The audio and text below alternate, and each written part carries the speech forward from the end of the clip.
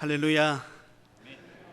오늘 이 시간에 주일 예배를 드리기 위해 이 자리에 나오신 우리 모든 성도님들과 또한 유튜브를 통해서 가정에서 예배를 드리는 우리 모든 성도님들에게 하나님의 평강과 은혜가 함께 하시기를 예수님의 이름으로 축원드립니다. 무엇보다도 최근에 발생한 코로나 바이러스로 인하여서 굉장히 힘든 시기를 우리는 보내고 있습니다. 이럴 때일수록 우리 모든 성도님들 건강 유의하시고 더욱더 강건하시기를 바랍니다. 그리고 어느 곳에 있든지 기도의 마음을 모아주셔서 코로나 바이러스가 속히 떠나가고 우리 모든 성도들이 한자리에 모여서 기쁨으로 하나님 앞에 예배하는 은혜의 시간이 곧 오기를 예수님의 이름으로 간구합니다. 오늘 이 시간에는 제가 우리 부곡교회의 부임에서 첫 부임 설교로 여러분들에게 말씀을 전하고자 합니다. 제목은 자랑하고 싶은 교회, 좋은 교회입니다. 한번 따라해 보겠습니다. 자랑하고 싶은 좋은 교회. 만일 여러분들이 새로운 어떤 음식점을 찾아갔는데 너무나 기가 막힌 그런 음식 맛을 맛보았다면 여러분 어떻게 하시겠습니까? 그리고 그곳에서 섬기는 종업원들이 너무나 친절한 것입니다. 또 분위기마저도 좋다면 여러분들은 어떻게 하시겠습니까? 한번 두 가지 중에 하나를 한번 선택해 보시기를 바랍니다. 첫 번째는 혼자 조용히 다니면서 아무도 모르게 혼자만 그 음식을 맛있게 먹는 것입니다. 두 번째는 가족들이나 주변에 친분이 있는 분들에게 음식점이 맛있다고 소개하고 또 때로는 함께 가서 음식을 먹으면서 함께 정을 나누는 그런 귀한 시간을 가지는 것입니다. 여러분 어떤 것을 선택하시겠습니까? 아마 대부분이 다 두 번째를 선택하게 될 것입니다. 너무나 음식을 맛보면서 함께 기뻐하고 함께 정을 나누고 함께 다정한 대화를 나누는 시간을 가질 것입니다. 왜냐하면 그 음식점은 바로 자랑하고 싶은 좋은 음식점이기 때문에 그렇습니다. 저는 이곳 우리 부곡교회가 속해 있는 금정구에 20년 만에 이곳에 다시 와서 살게 되었습니다. 감회가 새롭고 또 옛 추억들도 생각나는 그런 설레임이 있습니다. 저희 집 둘째가 태어났던 곳도 바로 이곳입니다. 먼저 부곡교회에 부임하게 된 것도 전적으로 하나님의 은혜이고 또 우리 모든 성도님들의 사랑과 따뜻함이 있기에 부임하게 되어진 줄 믿습니다. 그러면서 지난번에 제가 선보러 왔을 때 그때 말씀을 전하고 우리 장로님들과 대화를 나누고 난 다음에 집으로 돌아가면서 제가 20년 전에 자주 찾아갔던 음식점에 가서 저희 아내와 저녁 식사를 했습니다. 그 음식점의 이름은 개미집이라고 하는 음식점인데요, 20년 전에도 굉장히 소문나 있었던 그런 음식점이었습니다.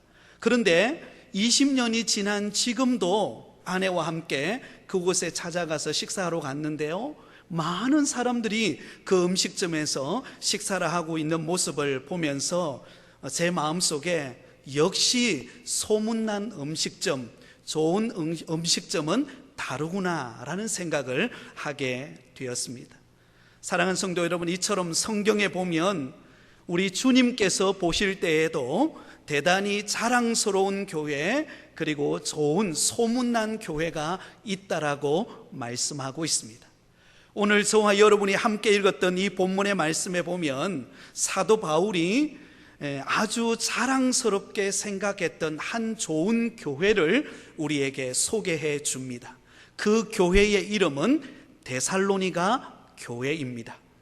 오늘 본문 4절 하반절에 보면 이렇게 말씀합니다. 하나님의 여러 교회에서 우리가 친히 자랑하노라. 여러분, 이 데살로니가 교회는 사도 바울이 생각할 때마다 그리고 그의 입술을 통하여 말할 때마다 늘 자랑했던 좋은 교회가 어느 교회였는가? 데살로니가 교회였다라는 것입니다.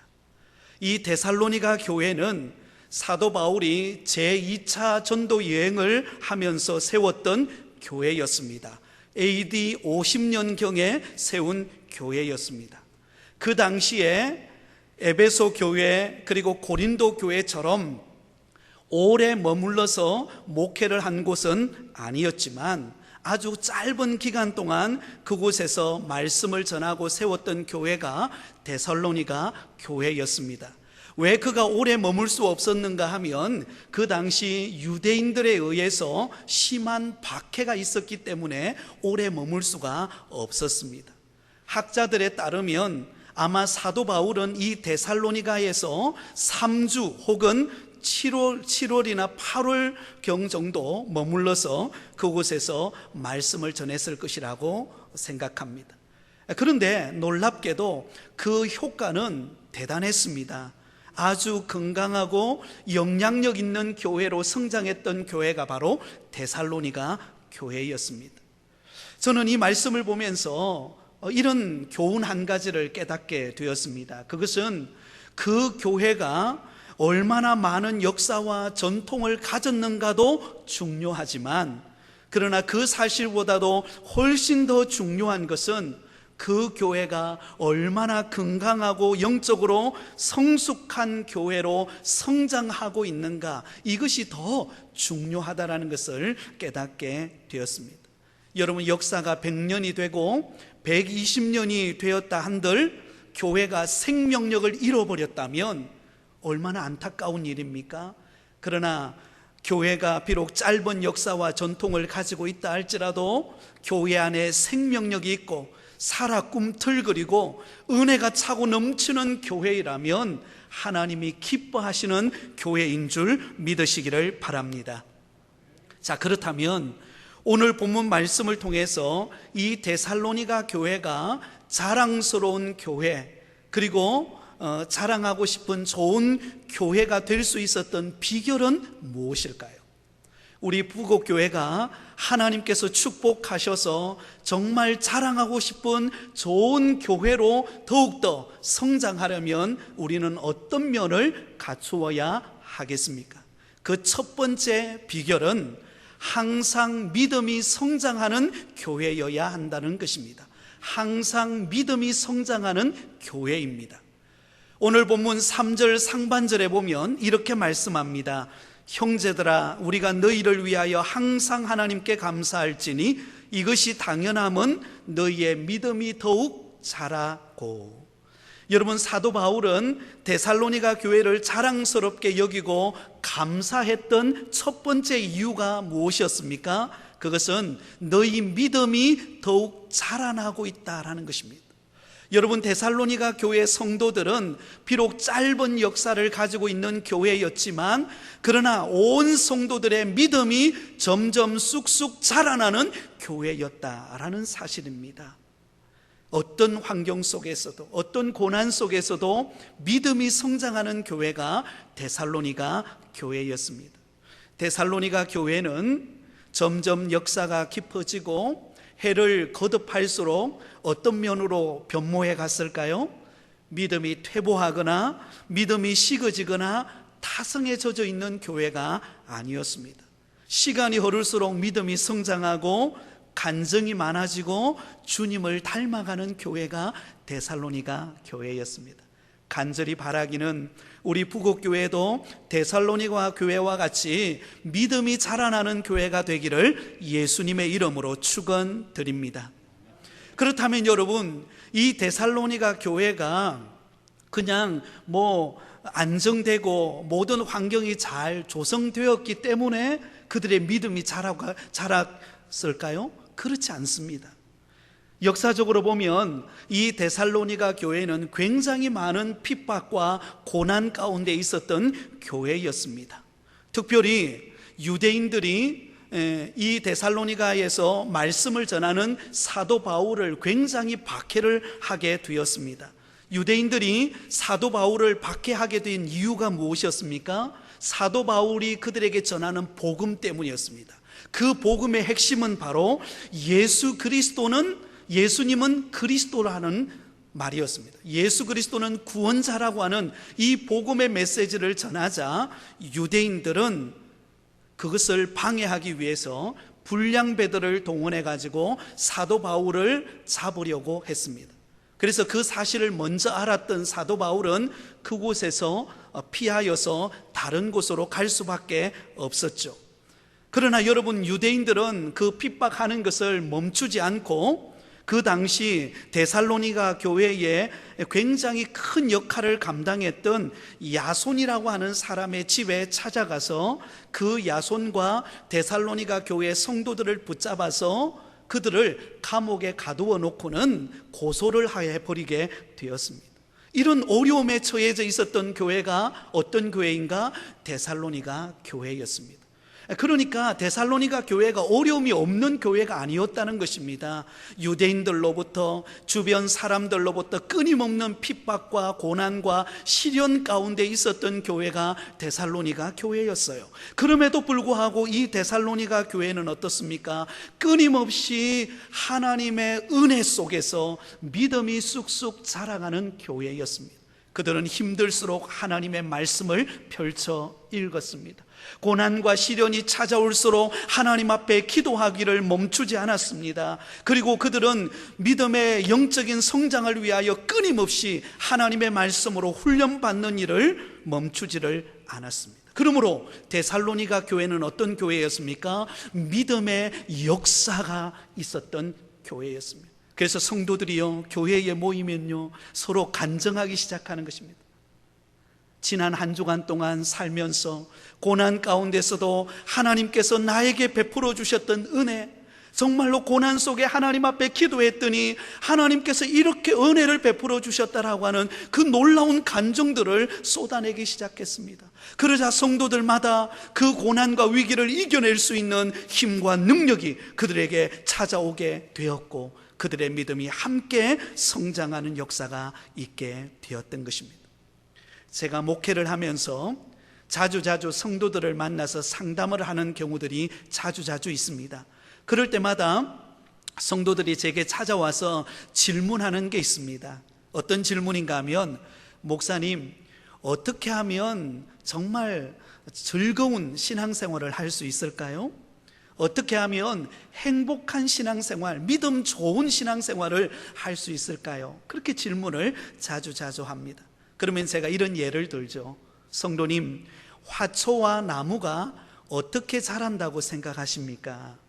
무엇을 충분히 줄 때 화초와 나무가 자랄까요? 그렇게 말하면 성도님이 그 정답을 알고 있습니다. 네, 목사님, 물을 충분히 주면 나무가 쑥쑥 자랍니다. 맞습니다.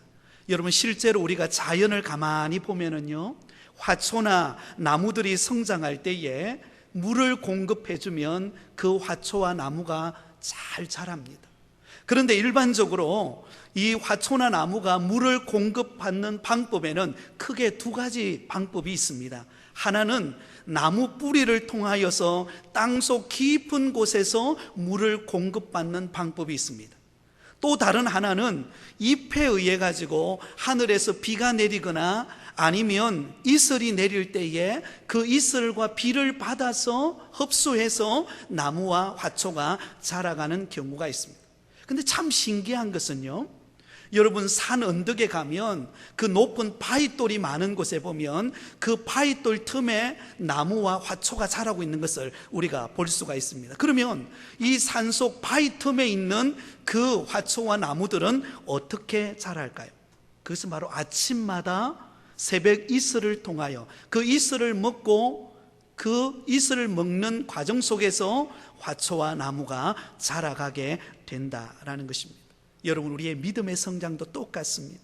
은혜의 샘, 옹달샘, 영적인 옹달샘으로부터 그 은혜를 공급받을 때에 우리의 믿음은 성장하게 되어지는 줄 믿습니다. 그렇다면 은혜의 샘, 옹달샘은 어떤 것입니까? 크게 한 세 가지로 말해 볼 수가 있는데요, 제일 먼저는 예배 속에서 말씀을 들을 때에 우리의 믿음이 자라가게 됩니다. 그래서 성경에 이렇게 말하죠. 믿음은 들음에서 나고 들음은 하나님의 말씀으로 말미암느니라. 하나님의 말씀을 들을 때에, 예배 자리에 나와서 가정에서 유튜브를 통해서 하나님의 말씀을 들을 때에 그 말씀이 나의 심령에 새겨지고 내 영혼이 자라가는 은혜를 경험하는 줄 믿습니다. 또한 여러분, 하나님 앞에 기도함으로 하나님과 깊이 만날 때에 우리의 믿음이 성장하게 되는 것입니다. 여러분, 하나님과 깊은 만남의 기도의 시간을 가지면 하나님의 은혜가 우리에게 임하게 됩니다. 그리고 믿어집니다. 하나님께서 우리의 삶 속에 어떻게 역사하는가를 경험하게 되어진다라는 것입니다.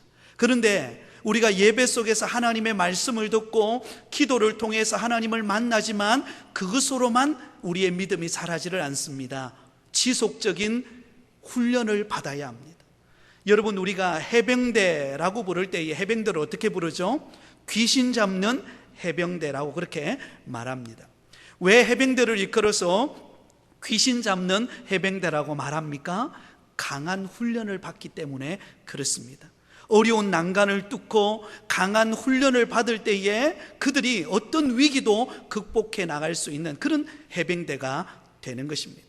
마찬가지로 우리가 영적인 훈련을 통하여서 우리의 모습이 변화되어질 때에 우리의 믿음은 성장하게 되어지는 줄 믿습니다. 여러분에게 한번 질문을 드려볼까요? 요즘 어떻습니까? 나 자신을 생각해 볼 때 나의 믿음이 성장하고 있다고 생각하십니까? 아니면 10년 전에 믿었던 그때보다 더 믿음이 퇴보되었다고 생각하십니까?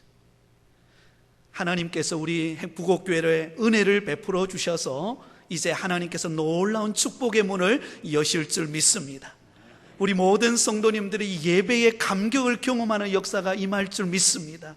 예배 시간에 하나님의 말씀이 선포되어질 때 그 말씀이 나의 말씀이 되고 내 영혼을 회복시키는 은혜의 말씀으로 다가올 줄 믿습니다. 그리고 기도의 생생한 맛을 통하여서 정말로 하나님의 살아계심을 체험하는 역사가 있게 될 것입니다. 그리고 말씀의 훈련을 통하여서 우리의 믿음이 쑥쑥 자라는 은혜를 경험하게 될 것입니다. 어제보다도 오늘이, 오늘보다도 내일이 우리의 믿음이 성장하는 부곡교회가 될 것을 바라보면서 여러분, 자랑스럽고 좋은 교회임을 늘 마음에 간직하는 믿음의 성도가 되시기를 예수님의 이름으로 축원드립니다. 여러분, 자랑하고 싶은 좋은 교회가 되는 두 번째 비결이 무엇입니까? 서로 사랑함이 풍성한 교회여야 한다는 것입니다. 서로 사랑함이 풍성한 교회입니다. 오늘 본문 3절 중반절에 보면 이렇게 말합니다. 너희가 다 각기 서로 사랑함이 풍성함이니. 사도 바울이 데살로니가 교회를 자랑하고 싶었던 이유가 무엇입니까? 그것은 데살로니가 교회는 서로 뜨겁게 사랑하는 교회였기 때문입니다. 사랑이 넘쳐나는 교회가 데살로니가 교회였기 때문입니다. 여러분, 하나님이 기뻐하시는 교회, 은혜가 충만한 교회는 어떤 교회일까요? 서로 사랑함이 넘치는 교회입니다. 그래서 교회 딱 문을 열고 들어오면은요, 성도들을 바라볼 때마다, 예배 자리에 앉을 때마다 사랑의 온도가 따뜻해지고 포근해지고, 그래서 쉼이 있고 안식이 있고 기쁨이 있고 평안이 넘치는 교회, 그 교회가 우리 부곡교회인 줄 믿습니다. 여러분, 사람이 모이는 곳에는 어떤 모습이 있을까요? 반드시 갈등이라는 게 있습니다. 갈등이 없는 곳이 없습니다. 형제 간에도요, 갈등이 있어요. 부모 자식 간에도 갈등이 존재하고, 그리고 우리가 부부 간에도 갈등이 존재합니다. 그러니 교회 안에는 각양 모양이 다른 그런 성도들이 모였기에 왜 갈등이 없겠습니까? 왜 의견 차이가 없겠습니까? 갈등이 없는 교회는 이 세상에는 단 한 군데도 없습니다. 그러므로 여러분, 교회 공동체 안에서 무엇보다도 가장 필요한 것이 있다면 그것은 사랑입니다. 사랑이 식어지면 교회는 끝나는 것입니다. 그러나 교회 안에 사랑이 있으면 다른 게 좀 부족해도요, 그 사랑이 그 교회를 덮고 있기 때문에 그 교회가 은혜로운 교회가 되고, 할렐루야, 그 교회가 자랑하고 싶은 교회가 되고, 그 교회에 오면 위로와 소망을 갖게 되어지는 것입니다. 여러분, 우리가 사랑장이라고 부르는 고린도전서 13장에 보면 그 결론의 말씀을 이렇게 맺고 있습니다. 고린도전서 13장 13절에 보면 그런즉 믿음, 소망, 사랑, 이 세 가지는 항상 있을 것인데 그 중에 제일은 무엇이라고요? 사랑이라. 사랑의 중요성을 강조하고 있습니다. 데살로니가 교회는 다른 교회에 비해서, 에베소 교회나 그리고 다른 어떤 교회에 비해서 역사적인 전통이 굉장히 짧은 교회였습니다. 그리고 고난과 시련이 많았던 교회였습니다. 그러나 다른 교회가, 다른 주변의 그 어떤 교회보다도 데살로니가 교회가 더 풍성하게 간직하고 있었던 부분은 무엇인가? 바로 사랑만큼은 풍성했다는 것입니다. 그래서 사랑이 넘쳤기 때문에 박해를 받고 시련 가운데 있던 성도들이 교회에 와서 위로를 받는 것입니다. 교회에 와서 은혜를 경험하는 것입니다. 성도들과 함께 울고 함께 웃는 가운데 치유와 회복이 일어나는 은혜를 경험하게 되었던 것입니다. 여러분, 요즘 이 세상이 얼마나 경쟁 사회이다 보니까 얼마나 여러분 사회가 박해졌는지 모릅니다. 특별히 요즘에는 이 신종 코로나 바이러스로 인하여서 여러분 밖에 나가기도 두렵고요, 자칫 잘못 기침 한번 잘못하면요 굉장히 눈총이 따가운 그런 시기를 우리는 보내고 있습니다. 이럴 때일수록 교회 안에서 무엇을 보여주어야 합니까? 따뜻한 사랑의 모습이 나타나야 하는 것입니다. 군포에 가면 들꽃교회라고 하는 교회가 있습니다.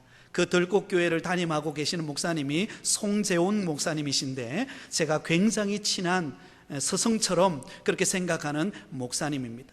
이 교회는 교회를 개척한 지 지금 한 10년 정도 된 교회인데요, 그런데 그 교회의 성도들은 그 들꽃교회에 대해서 굉장히 사랑하는 마음과 또 그 교회를 자랑하는 그런 자부심을 가지고 있습니다. 그런데 그 교회에 가만히 찾아가 보면은요 그렇게 화려한 게 없어요. 그 교회에 가보면 상가 건물인데 상가 건물을 얻어서 그곳에서 예배를 드립니다. 굉장히 공간이 그리 크지를 않습니다. 그런데 그 교회에 와서 예배 드리는 성도들은 굉장히 행복감을 느낍니다. 그리고 주변의 사람들에게 자기 교회가 너무나 자랑스러운 교회라고 그렇게 소문을 냅니다.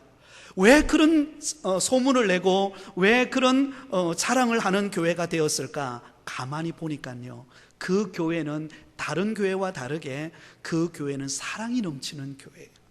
그래서 때로는 상처받고 지쳐있는 영혼이 그 교회에 오면 목사님과 성도들이 따뜻하게 대해주는 거예요. 성도들 중에도 그렇게 이렇게 사회적으로 그렇게 대단한 분이 그렇게 많지를 않아요. 그런데 그 교회에 오면 왠지 모르게 그 따뜻한 어머니 품속에 안기는 것과 같은 그런 따뜻함을 느낀다는 거예요. 그래서 성도들이 그런 사랑을 경험하고 그런 은혜를 경험하니까는요 밖에 나가서 세상 사람들에게 전하는 것입니다. 우리 교회 한번 와보라고. 우리 교회 오면 세상에서 느끼지 못한 사랑을 느낄 수 있다고. 그래서요 교회가 쑥쑥 성장하고 자라나가는 것을 보게 되었습니다. 사랑하는 성도 여러분, 하나님께서 우리 부곡교회를 사랑하시고 축복하셔서 앞으로 우리 교회의 사랑이 풍성해지는 교회가 되어질 줄 믿습니다. 우리가 자주 부르는 복음성가 중에 사랑은 언제나 오래 참고 라는 곡이 있죠. 우리가 오래전에는 참 많이 불렀는데 요즘에는 그렇게 많이 부르지를 않습니다. 제가 말씀을 준비하면서 이 찬양이 떠올랐어요. 사랑은 언제나 오래 참고 사랑은 언제나 온유하며 사랑은 시기하지 않으며 자랑도 교만도 아니하며 사랑은 무례히 행치 않고 자기의 유익을 굳지 않고 사랑은 성내지 아니하며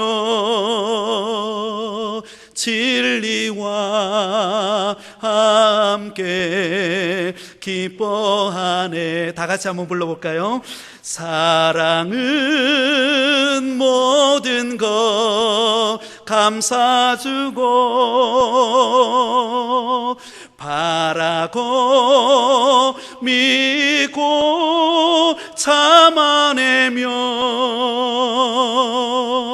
사랑은 영원토록 변함없네. 믿음과 소망과 사랑은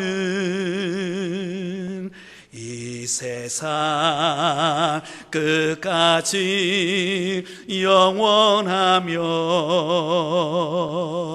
믿음과 소망과 사랑 중에 그 중에 제일은 사랑이라. 그 중에 제일은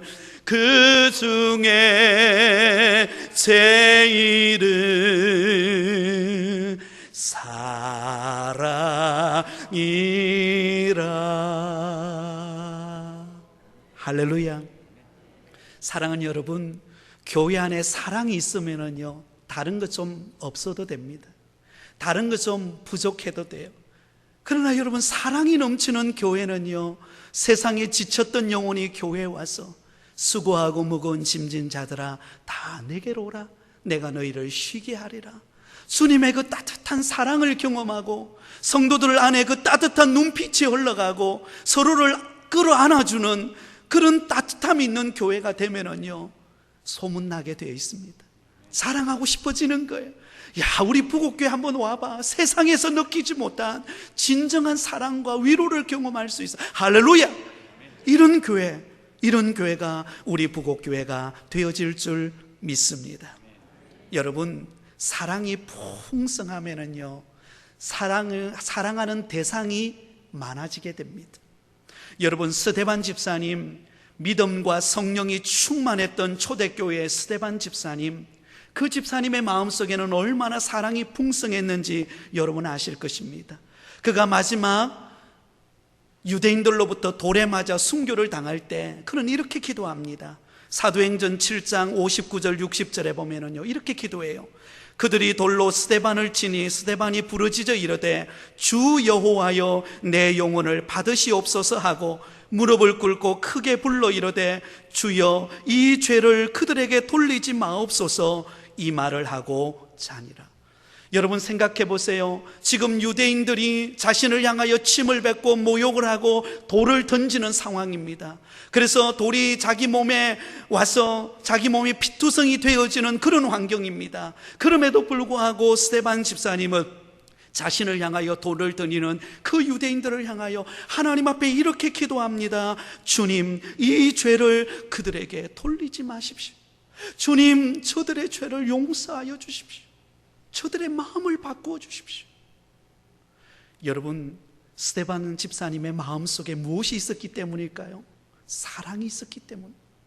먼저 주님의 사랑을 받았던 그 한없는 사랑을 생각할 때에 그들을 불쌍히 여길 수가 있었다라는 것입니다. 사랑하는 성도 여러분, 저와 여러분이 함께 믿음 생활할 때에 시간이 흐르고 세월이 흐를수록 우리의 사랑의 깊이가 더 넓어져서 바다처럼 넓어져서 어떤 영혼이 온다 할지라도 그들을 품어 안아주고 그들과 함께 울고 그들과 함께 웃고 격려하고 위로하는 가운데 사랑이 풍성함으로 자랑하고 싶은 좋은 교회, 우리 부곡교회가 되어질 줄 믿고 주님을 증거하는 모든 성도들이 되시기를 예수님의 이름으로 축원드립니다. 이제 마지막 세 번째 자랑하고 싶은 좋은 교회가 되려면 잘 참고 인내하는 교회여야 합니다. 시련과 고난이 와도, 어려움의 환경이 처해도, 수없는 모함을 당해도 그 상황 속에서도 잘 참고 인내하면 하나님이 은혜를 베풀어 주십니다. 우리 다 함께 4절 말씀을 한 목소리로 같이 읽겠습니다. 4절입니다. 시작. 그러므로 너희가 견디고 있는 모든 박해와 환난 중에서 너희 인내와 믿음으로 말미암아 하나님의 여러 교회에서 우리가 친히 자랑하노라. 할렐루야. 여러분, 사도 바울이 이 데살로니가 교회를 자랑하고 싶고 소문내고 싶고 좋은 교회라고 알리고 싶은 이유가 무엇인가 하면, 데살로니가 교회는 모든 박해와 환난 속에서도 우리 주님 바라보면서 인내하며 한 걸음 한 걸음 믿음의 발걸음을 내어딛고 있었기 때문입니다. 어떤 시련이 와도, 어떤 고난이 닥쳐와도, 어떤 어려움의 환경 속에 놓여있다 할지라도 그들은 주저앉거나 낙심하거나 세상으로 돌아가지 않았습니다. 도리어 예수님 생각하면서, 예수님께서 십자가에 못 박히심으로 우리의 모든 죄와 허물을 대신하여 십자가에 못 박혀 죽으신 그 십자가의 은혜를 생각하면서 모진 시련과 고난을 이겨내었던 교회가 데살로니가 교회였습니다. 그런 교회, 그 데살로니가 교회를 사도 바울은 자랑하고 싶고 칭찬하고 싶고 소문내고 싶어 했던 것입니다. 그런데 여러분, 우리가 인내하는 데는 꼭 필요한 요소가 있습니다. 그것이 무엇인가 하면 소망입니다. 여러분, 우리가 시련이 찾아오고 고난이 찾아올 때에 소망을 잃어버리면 모든 걸 다 잃어버립니다. 그렇지 않습니까? 우리가 우리 자녀들을 어렵게 키우고 나는 잘 못 먹고 못 입어도 우리 자녀들에게 좋은 옷 입히고 그들을 가르치는데 우리가 정말로 온 정성을 쏟는 이유가 무엇입니까? 우리 아이에 대한 소망이 있기 때문입니다. 이 아이가 자라서 정말로 위대한 하나님 앞에 쓰임받는 인물로 세우기 위해 그 소망 때문에 지금 내게 다가오는 고난과 위기를 우리는 이겨낼 수가 있는 것입니다. 그러면 여러분, 저와 여러분이 믿음 생활할 때에 다가오는 수많은 위기와 고난 앞에 우리가 주저앉지 않을 수 있는 이유는 소망의 눈을 뜨는 것입니다. 하나님께서 나를 향한 소망, 하나님이 우리 가정을 향한 소망, 하나님께서 우리 부국교회를 통하여 앞으로 이루시는 놀라운 소망을 기대하는 것입니다. 할렐루야! 하나님께서 우리 부국교회를 축복하시는 줄 믿습니다. 앞으로 여러분 상상할 수 없는 놀라운 일들이 일어날 줄 믿습니다. 그것을 바라보고 소망하는 것, 이것을 다른 말로 말해서 비전이라고 말합니다.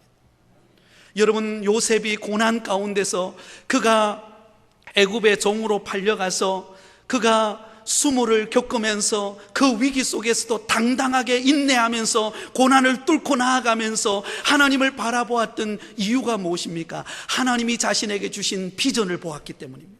하나님이 자신을 통하여 이루실 위대한 소망을 품었기 때문입니다. 그래서 지금 당하는 고난은요, 고난이 아니에요. 여러분, 우리에게 지금 당하는 이 고난은 앞으로 하나님이 우리에게 주실 축복을 담는 그릇을 만드는 통로임을 믿으시기 바랍니다. 그래서 예전에 옥하는 목사님, 사랑의 교회를 담임하셨던 고 옥하는 목사님이 그런 이야기를 했습니다. 우리에게 다가오는 시련은 축복을 만드는 그릇이다. 할렐루야. 저와 여러분의 가정에 시련이 있나요? 고난이 있나요? 이것은 하나님이 우리 가정을 축복하기 위한 그릇을 만드는 기간이라는 것을 기억하면서 믿음으로 인내하면 하나님이 때가 되면 하나님께서 축복의 문을 여셔서 30배, 60배, 100배의 복을 주실 줄 믿습니다. 이제 말씀을 맺으려고 합니다. 하나님께서 우리 부곡교회를 축복하시고 앞으로 놀라운 일을 부흥케 하실 놀라운 일들을 여러분 기대하시기 바랍니다. 그리고 여러분, 저와 여러분이 그러므로 믿음과 사랑과 인내를 가지고 부곡교회를 자랑하시기 바랍니다. 제가 20년 전에, 저는 예전에 성일교회에서 그때 부교육자로 있었습니다. 그때 항상 롯데마트 앞을 지나다니면서 부곡교회를 늘 바라봤습니다. 그때 부곡교회 소문이 한 가지 들려온 게 있어요. 지금도 있지 않는 소문이 있습니다. 어떤 소문인가 하면 20년 전이에요. 20년 전인데 부곡교회에서 들려오는 소문이 무엇인가 하면 그때가 아마 물통 전도로 굉장히 활발했던 그 시기였던 것 같습니다. 그래서 부곡교회 하면 물통 전도로 전도하는 데는 가장 앞장선 교회다. 할렐루야. 제가 20년 전에 들었던 그 부곡교회에 대한 인상입니다. 그래서 저는 그런 생각을 했어요. 부곡교회가 저렇게 물통을 들고 복음을 전하고 정말로 하나님의 역사를 이루기 위해서 헌신하는 교회라면 비전이 있는 교회다. 하나님이 부곡교회를 반드시 축복해 주실 것이다. 그때 저는 부교육자로 있으면서 그런 생각을 했습니다. 근데 20년이 딱 지났는데요, 부곡교회 하나님께서 부족한 저를 보내주셨어요. 할렐루야. 그때 20년 전에 들었던 그 꿈이 앞으로 이루어질 줄 믿습니다. 여러분, 부곡교회를 지금부터 마음껏 소문내시기 바랍니다. 우리 부곡교회는 믿음이 자라가는 교회가 될 것입니다. 할렐루야. 우리 부곡교회는 사랑이 풍성한 교회가 될 것입니다. 할렐루야. 우리 부곡교회는 어떤 시련 속에서도 소망의 인내를 가지고 성장하는 교회가 될 것입니다. 그래서 여러분, 우리 부곡교회의 장점들을 여러분 자랑하시기 바랍니다. 정 자랑할 거 없으면 한 가지 자랑하세요. 우리 교회에 가수 남진 씨와 똑같은 이름을 가진 남진이라고 하는 담임 목사님이 부임을 했는데 한번 와서 말씀을 들어봐라. 기가 막히다. 할렐루야. 여러분, 전하시기 바랍니다. 하나님이 역사하실 것입니다. 저는 기대합니다. 하나님께서 우리 부곡교회를 통해 앞으로 놀라운 일을 일으키실 것을 기대하면서 소문나는, 그래서 자랑하고 싶은 좋은 교회로 부흥하고 성장하고 은혜가 넘치는 교회가 되어서 자부심을 가지고 어느 곳에 가든지 나는 부곡교회 교인이야, 그 자부심을 가지고 살아가는 우리 모든 성도님들이 될 줄 믿습니다. 그런 믿음 안에서, 주 안에서 승리하는 저와 여러분이 되시기를 예수님의 이름으로 축원드립니다.